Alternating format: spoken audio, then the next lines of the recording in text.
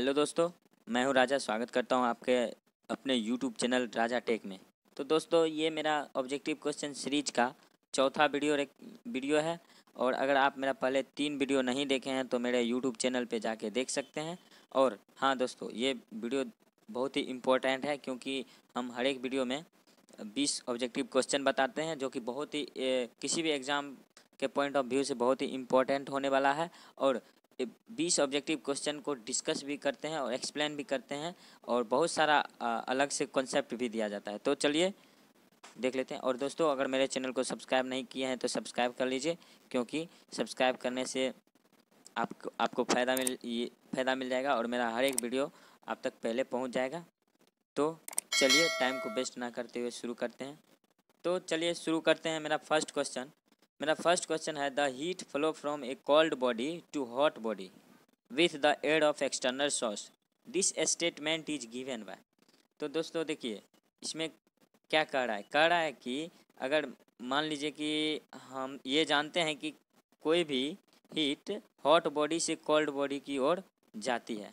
ठीक है दोस्तों, तो मान लीजिए कि जैसे भी हम किसी भी हीट को अगर हॉट बॉडी से कोल्ड बॉडी की ओर भेजें तो ऑटोमेटिक ये चला जाता है। लेकिन अगर हम किसी भी हीट को कोल्ड बॉडी से हॉट बॉडी की ओर भेजें तो इसमें मुझे किसी ना किसी एक्सटर्नल सोर्स या एक्सटर्नल डिवाइस, चाहे कोई भी मशीन हो, जैसे कि रेफ्रिजरेटर हो जाता है, हीट पंप हो जाता है, ये सब मेरा एक डिवाइस है जो कि कोल्ड बॉडी से हॉट बॉडी की ओर हीट को भेजता है।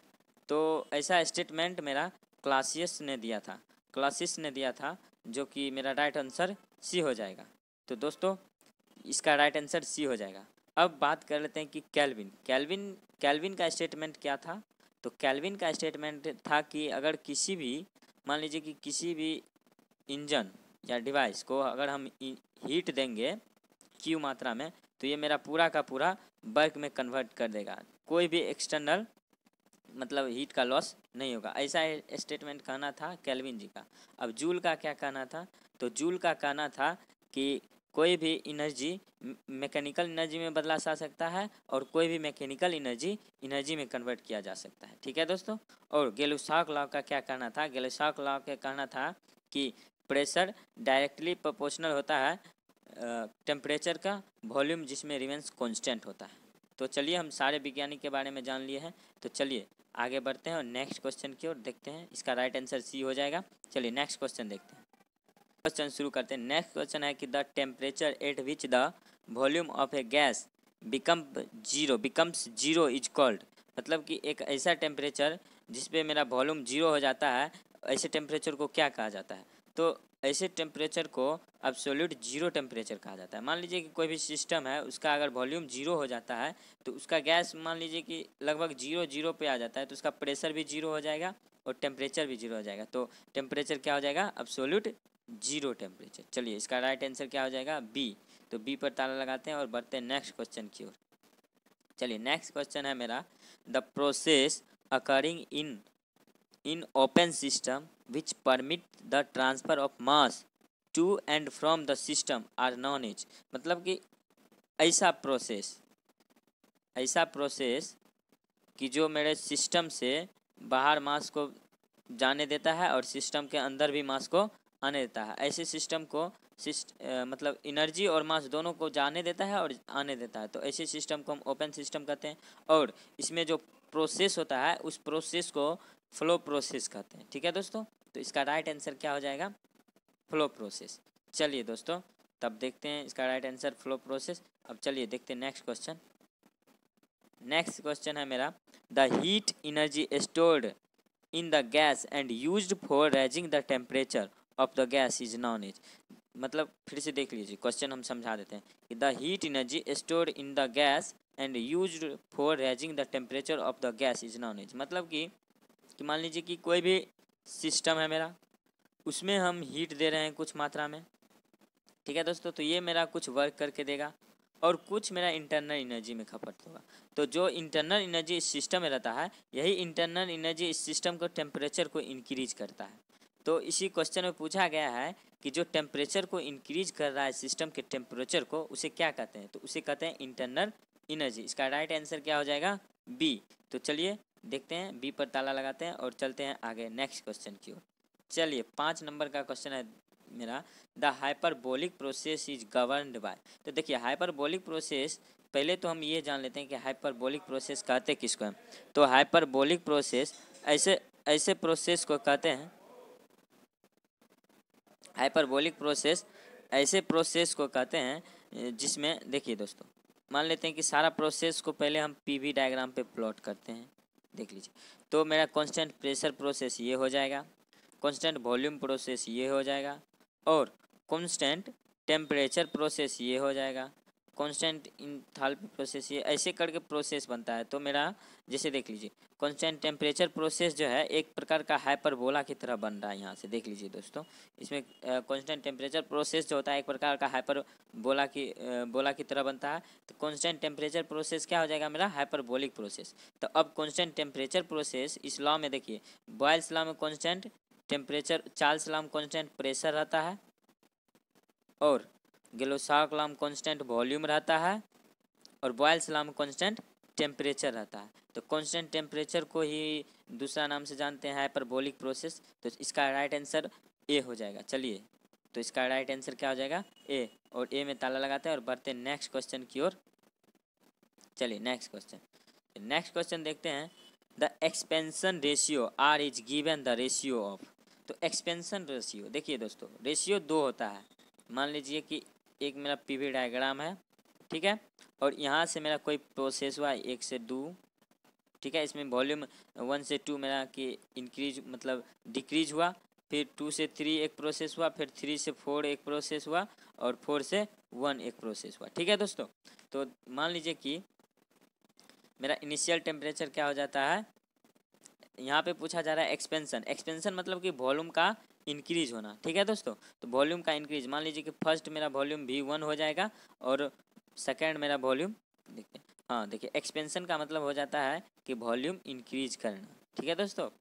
तो वॉल्यूम इंक्रीज करना, तो फर्स्ट पॉइंट का वॉल्यूम हो जाएगा V1 और सेकेंड पॉइंट का वॉल्यूम हो जाएगा V2।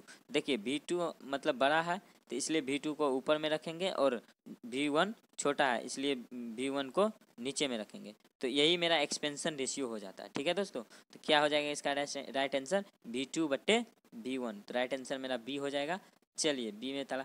अब देखिए, एक तो एक्सपेंशन रेशियो तो हम समझ गए, अब एक होता है कंप्रेशन रेशियो, ठीक है दोस्तों। तो कंप्रेशन रेशियो के बारे में भी हम समझ लेते हैं। तो मान लीजिए कि कंप्रेशन रेशियो के लिए एक प्रोसेस हुआ मेरा, पी भी डायग्राम है मेरा।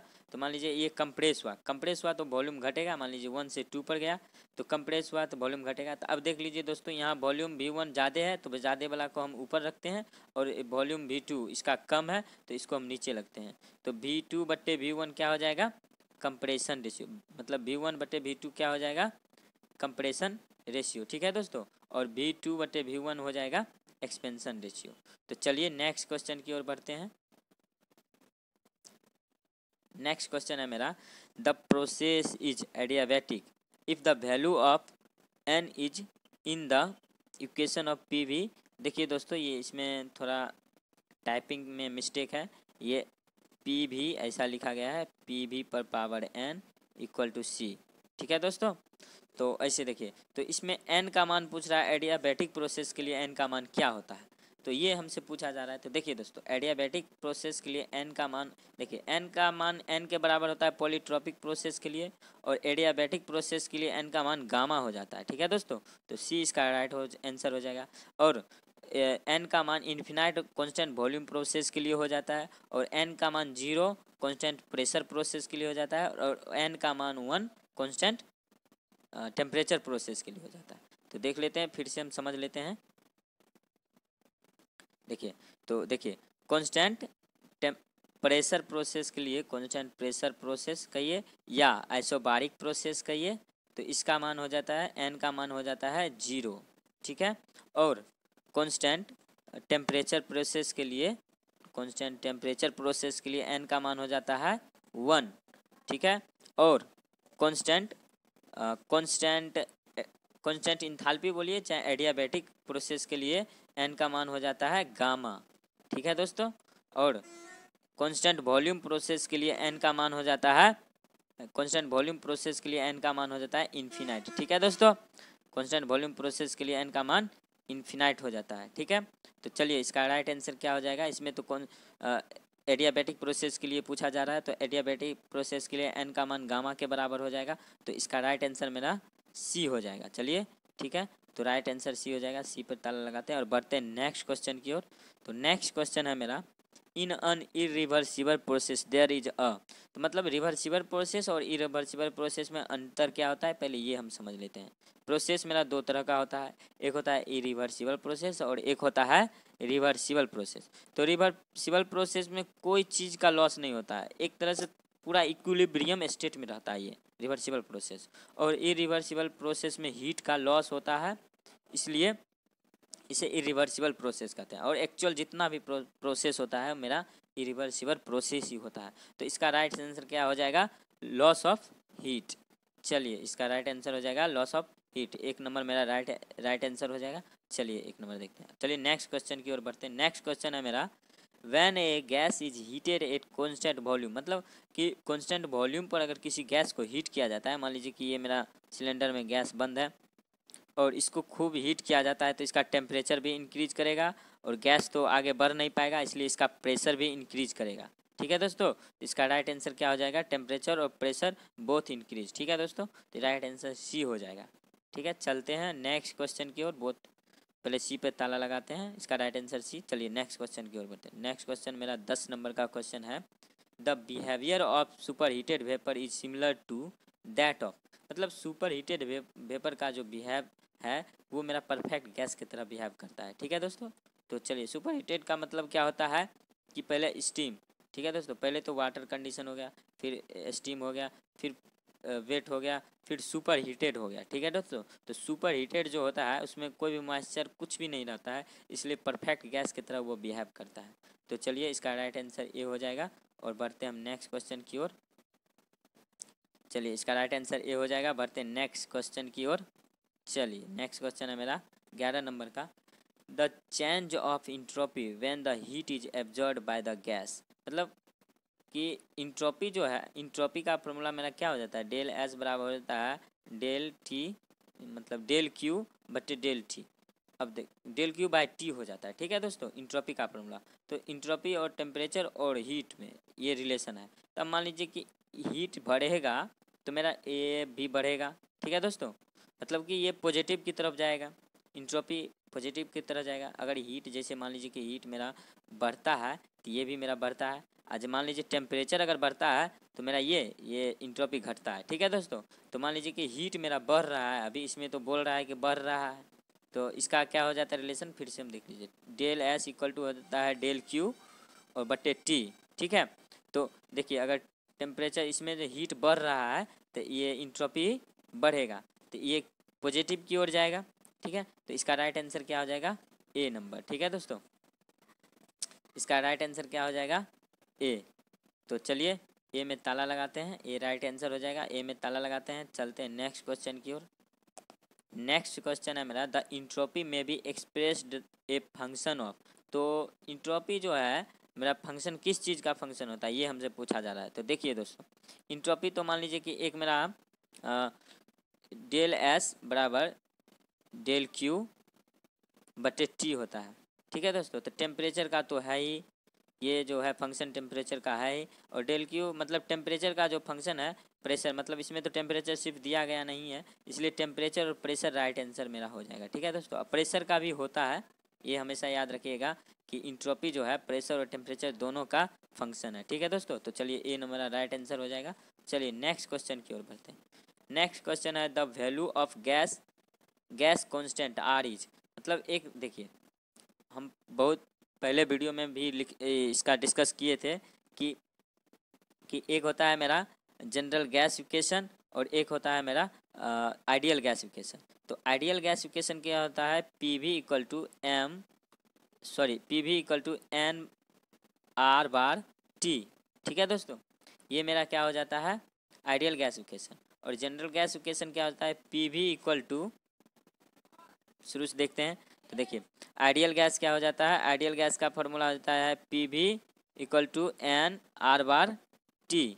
ठीक है, और जनरल गैस इक्वेशन क्या होता है, P V M R T. तो आर को कहते हैं कैरेक्टरिस्टिक गैस कांस्टेंट और आर बार को कहते हैं यूनिवर्सल गैस कांस्टेंट। ठीक है दोस्तों, तो यूनिवर्सल गैस कांस्टेंट का मान हो जाता है 83114 जूल पर केजी केल्विन होता है। 8314 जूल पर केजी केल्विन होता है, इसका होता है यूनिवर्सल गैस कांस्टेंट का मान। ठीक है दोस्तों, और कैरेक्टरिस्टिक गैस कांस्टेंट का मान इसमें पूछा गया है, तो कैरेक्टरिस्टिक गैस कांस्टेंट का मान हो जाता है, क्वेश्चन दोस्तों अधूरा है, इसमें पूछा गया है कैरेक्टरिस्टिक। देखिए आर का मान है तो कैरेक्टरिस्टिक गैस कांस्टेंट है, कैरेक्टरिस्टिक गैस कांस्टेंट का मान होता है 287 जूल पर केजी केल्विन। ठीक है दोस्तों, ये मेरा राइट आंसर हो जाएगा 287 जूल पर केजी केल्विन। चलिए दोस्तों, ये मेरा ए राइट आंसर हो जाएगा। इसमें ताला मारते हैं और बढ़ते हैं नेक्स्ट क्वेश्चन की ओर। नेक्स्ट क्वेश्चन है मेरा, the ratio of specific heat at constant pressure and specific heat at constant volume.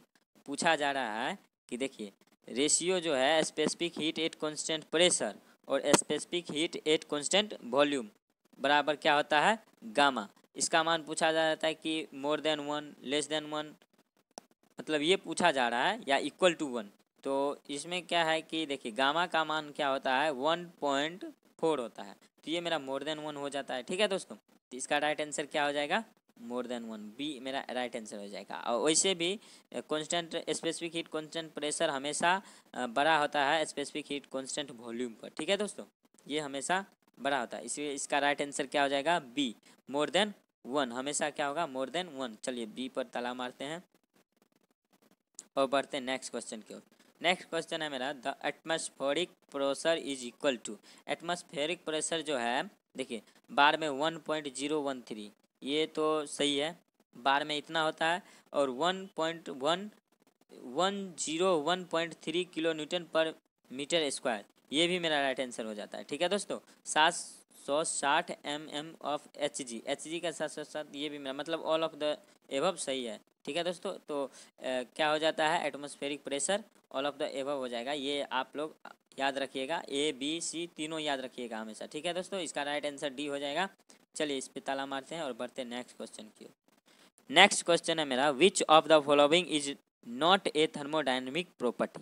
इनमें से कौन एक थर्मोडायनेमिक प्रॉपर्टी नहीं है। तो पहले प्रॉपर्टी के बारे में हम समझ लेते हैं कि प्रॉपर्टी होता क्या है। तो हम पहले भी वीडियो में समझ लिए हैं कि प्रॉपर्टी क्या होता है, लेकिन फिर इसमें भी हम एक बार डिस्कस कर लेते हैं। तो किसी भी सिस्टम के मेजरेबल क्वांटिटी को हम प्रॉपर्टी कहते हैं। तो देखिए इसमें देखिए प्रेशर भी मेजरेबल है, टेम्परेचर भी मेजरेबल है, स्पेसिफिक भी हीट भी मेजरेबल है। तो ये सब को हम किसी ना किसी डिवाइस से डायरेक्टली मेजर कर लेते हैं। ठीक है दोस्तों, देखिए हीट भी मेजर किया जाता है, बट इसे डायरेक्टली मेजर नहीं करते हैं। ये सब चीज़ों के हेल्प से हीट को मेजर किया जाता है, जैसे टेम्परेचर के हेल्प से हीट को मेजर किया जाता है।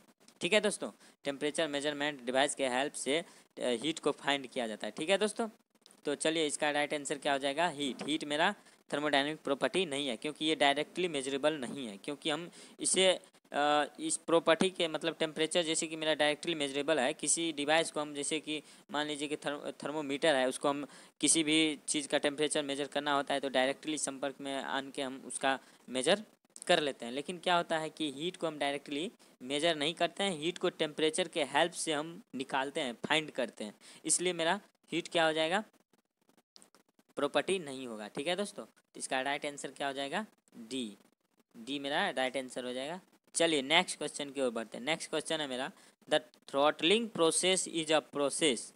मतलब थ्रॉटलिंग प्रोसेस क्या है, तो थ्रॉटलिंग प्रोसेस पहले समझ लेते हैं। जैसे कि नोजल है मेरा कोई भी, ठीक है दोस्तों, तो इसमें जो भी मेरा हो रहा है, जैसे कि मान लीजिए कि इसमें कोई बल्ब लगा है, जैसे कि मान लीजिए कि कोई भी बल्ब है उसे पार्शियली ओपन किया जाता है, तो मान लीजिए फ्लो होता है, वाटर यहाँ से फ्लो होने लगता है, गैस हो चाहे वाटर हो, ये सब फ्लो होने लगता है। किसी भी बल्ब को अगर पार्शियली ओपन किया जाता है तो गैस या वाटर जो भी लिक्विड हो या गैस हो वो सिस्टम से फ्लो होने लगता है। ठीक है दोस्तों, तो इसलिए इसे क्या कहा जाता है, फ्लो प्रोसेस कहा जाता है। ठीक है, तो फ्लो प्रोसेस का एक दूसरा नाम है एसटीडी फ्लो प्रोसेस। ठीक है दोस्तों, तो एसटीडी फ्लो प्रोसेस, तो ये मेरा बी राइट आंसर हो जाएगा। ठीक है दोस्तों, तो चलिए नेक्स्ट क्वेश्चन की ओर बढ़ते हैं। नेक्स्ट क्वेश्चन की ओर चलिए एसटीडी। नेक्स्ट क्वेश्चन है मेरा, in a Carnot cycle heat is transferred at. मतलब कार्नोट साइकिल में हीट का ट्रांसफ़र कब किया जाता है, constant volume, constant temperature, constant pressure. तो देखिए कार्नोट साइकिल जो है उसमें मेरा चार प्रोसेस होता है। चार प्रोसेस होता है। एक मेरा होता है एडियाबैटिक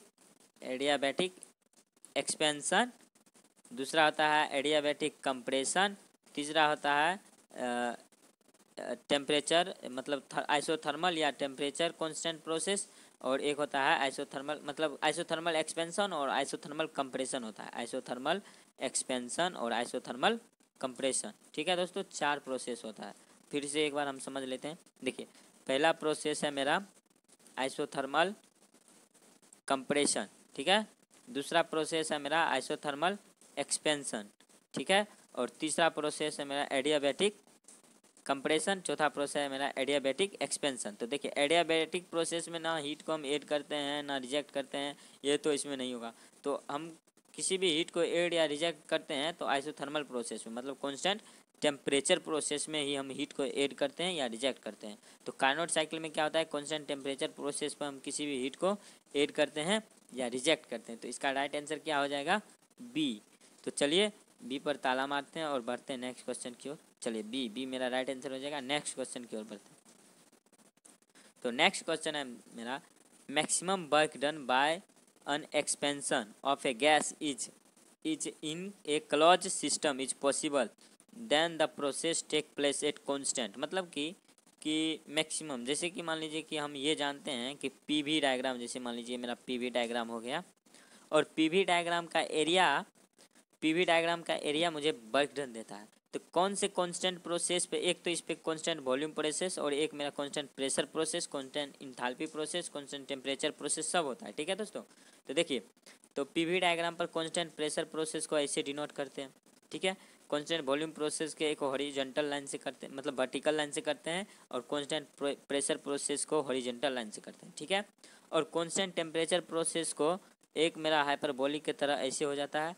फिर कांस्टेंट इंट्रोपी प्रोसेस के लिए ऐसे हो जाता है, एडियाबैटिक प्रोसेस के लिए ऐसे हो जाता है। ठीक है दोस्तों, तो देखिए अब देखते हैं कि मेरा, देखिए मैक्सिमम वर्क डन पूछ रहा है कि किस प्रोसेस में। देख, तो मैक्सिमम वर्क डन, मान लीजिए कि यहाँ एक प्रोसेस यहाँ से यहाँ लेते हैं, मेरा इतना ही एरिया बनता है। फिर ये दूसरा प्रोसेस में यहाँ से यहाँ लेते हैं तो मेरा इतना ही एरिया बनता है। फिर तीसरा प्रोसेस में यहाँ से यहाँ लेते हैं तो ये मेरा यहाँ तक ही, मतलब कि यहाँ कांस्टेंट प्रेशर प्रोसेस में लेते हैं तो मेरा मैक्सिमम एरिया मेरा बन जाता है। ठीक है दोस्तों, तो मैक्सिमम जहाँ पे एरिया बनेगा वहाँ पे मैक्सिमम वर्क डन होगा।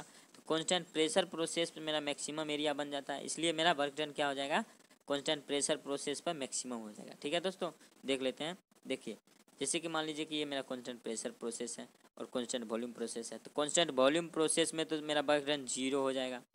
कांस्टेंट प्रेशर प्रोसेस में वर्क डन मेरा इतना तक हो जाएगा। ठीक है दोस्तों, और कांस्टेंट टेम्परेचर प्रोसेस में वर्क डन मेरा इतना घट जाता है, इसलिए मेरा मैक्सिमम कांस्टेंट प्रेशर प्रोसेस पर ही मिलेगा। ठीक है, तो इसका राइट आंसर क्या हो जाएगा, प्रेशर।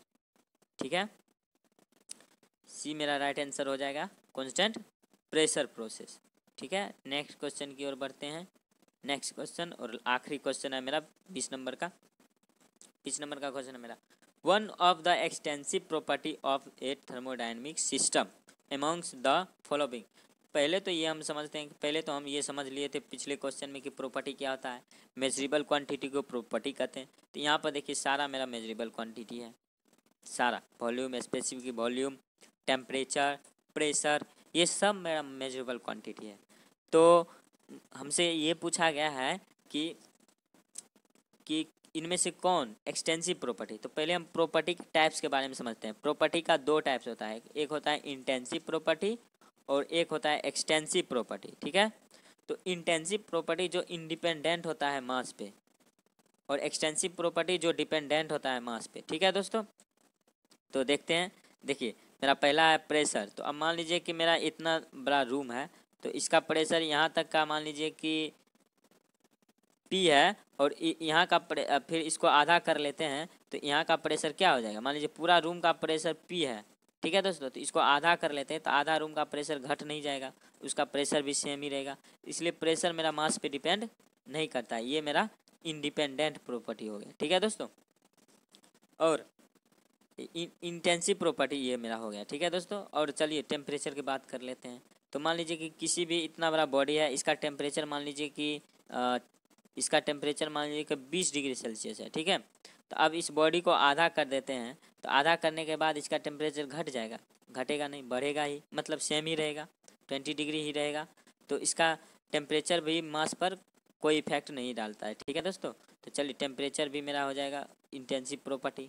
तो एक्सटेंसिव वॉल्यूम की बात कर लेते हैं। तो जैसे मान लीजिए कि एक मेरा इतना बड़ा सिलेंडर है, इसका वॉल्यूम अभी भी है, ठीक है, और आधा वॉल्यूम, जब इसको आधा कर लेते हैं तो इसका वॉल्यूम क्या होता है, V2 बाय मतलब V/V2, मतलब क्या, ये वॉल्यूम आधा, मतलब मास, वॉल्यूम आधा होने से मास भी आधा हो जाता है, मतलब ये मास पे डिपेंड कर रहा है। लेकिन आप बात कर रहे हैं कि ये तो एक मेरा राइट आंसर हो जाएगा। अब स्पेसिफिक वॉल्यूम की बात कर रहे हैं, तो देखिए किसी भी प्रॉपर्टी में अगर स्पेसिफिक शुरू में लगा दिया जाता है तो वो इंटेंसिव प्रॉपर्टी हो जाता है। ये बात हमेशा आप लोग याद रखिएगा, किसी भी प्रॉपर्टी में अगर स्पेसिफिक शुरू में लगा दिया जाए तो मेरा स्पेसिफिक मतलब इंटेंसिव प्रॉपर्टी हो जाता है। ठीक है दोस्तों, तो ये मेरा राइट आंसर क्या हो जाएगा, सी, वॉल्यूम मेरा एक्सटेंसिव प्रॉपर्टी हो जाएगा। ठीक है दोस्तों, तो आज के लिए इतना ही, और मिलते हैं हम नेक्स्ट वीडियो में। Thanks for watching my video. आप लोग को बहुत बहुत धन्यवाद लास्ट तक देखने के लिए। थैंक यू, बाय, मिलते हैं नेक्स्ट वीडियो में।